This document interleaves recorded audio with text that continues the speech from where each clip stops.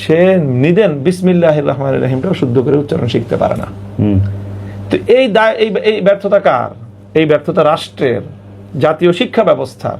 আপনি একজন স্বনামধন্য শিক্ষক, কিন্তু আমার কিছুটা আলাপ এই অনুষ্ঠান শুরুর আগে আপনাকে আমি বলতেছিলাম যে এই কওমি মাদ্রাসাতে পড়াশোনা করে যারা বেরিয়ে আসছেন তাদের সংখ্যা এবং তাদের পরবর্তী জীবন, এটা থেকে যদি আমি একটা পেশাগত জীবন বলি, এই যে একটা বিপুল ওয়ার্কফোর্স এবং এই যে এই তরুণীরা বেরিয়ে আসছেন, তারা দেশের অর্থনৈতিক ব্যবস্থাপনায় কিভাবে কাজে লাগতেছেন আসলে, বা যেটাকে আমরা হচ্ছে মানে ফিনান্সিয়াল ইনস্টিটিউশন মানে মানে এটা তো হলো আমাদের, আমি মনে করি বড় ধরনের রাষ্ট্রের ব্যর্থতা।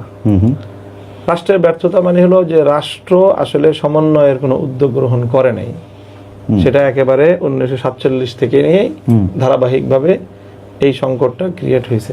1947 সালে তখনই আমাদের আলেমুলামাদের পক্ষ থেকে এই দাবি ছিল রাষ্ট্রের প্রতি যে আপনারা সমন্বিত উদ্যোগ গ্রহণ করেন, যাতে শুধুমাত্র আলেমুলামাদের উপর ধর্মকে রক্ষা করার, মানুষের মধ্যে ধর্মীয় শিক্ষা, ধর্মীয় সেন্টিমেন্ট, এই বিষয়গুলো রক্ষা করার শতভাগ দায়িত্ব শুধুমাত্র আলেমদের উপর যেন না বর্তায়, সেটা একটা ব্যবস্থা গ্রহণ করেন। কিন্তু এই রাষ্ট্র, এই সরকার কিছুই করতে পারে নাই।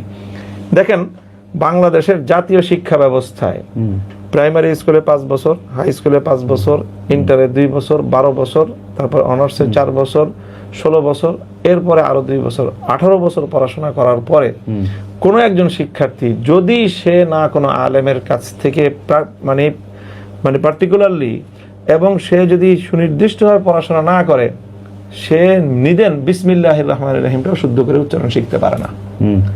তো এই ব্যর্থতা কার? এই ব্যর্থতা রাষ্ট্রের, জাতীয় শিক্ষা ব্যবস্থার। আমরা বলতেছি যে তুমি প্রাইমারি স্কুলে অন্তত একজন কোরআনের শিক্ষক দাও, সেটা দিবে না, দেয়নি, আজও পর্যন্ত দেয়নি।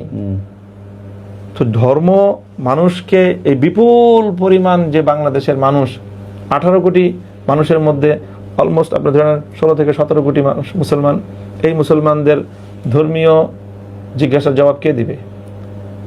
এই জিজ্ঞাসার জবাব দেওয়ার তো দায়িত্ব একমাত্র আমাদের, আর কেউ দেওয়ার মতো নাই, রেসপন্সিবল কেউ নাই। তো আমি যখন এই জবাবটা দিতে হবে আমাকে, তো আমাকে এখান থেকে ইসলামিক এই পরিমাণ পারদর্শী এবং সংখ্যায় এত পরিমাণ তৈরি করতে হয় যে আমার আর কোনো দিকে নজর দেওয়ার সুযোগই নেই।